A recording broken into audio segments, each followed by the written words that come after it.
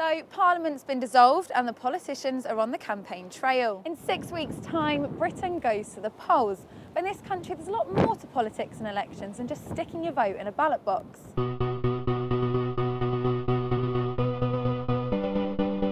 Parliament hasn't always met here. In the Middle Ages, MPs would be summoned to basically wherever the king was. They tended to like war a lot back then, so he spent a lot of time up north, tackling the latest brand of Scottish rebellion.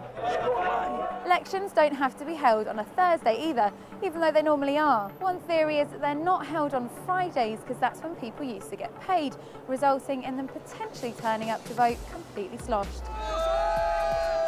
It is worth noting though that you can still vote even if you've had one too many, but if you can't walk in a straight line, you may be asked to leave and come back when you've sobered up a bit. You only put it on your head when it's empty and it's somebody else's round. When you're voting, the rules say that you have to be in the booth alone, but if you don't fancy that, you can take your dog with you.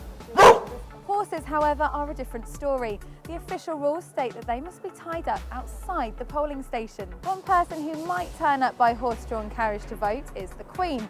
Lots of people think that she's not allowed to vote, but in truth, she is. She just chooses not to. Democracy. There's no actual law stopping her from voting. It's just deemed a little bit unconstitutional for the head of state to vote either way, so she remains politically neutral. And whilst we're on the subject of women voting, in the last Parliament, it's worth mentioning that only 148 of the 650 MPs were female. Working women are as valuable as men. Add that shocking statistic to the fact that we've never had a female Chancellor or Defence Secretary. Democracy is expensive.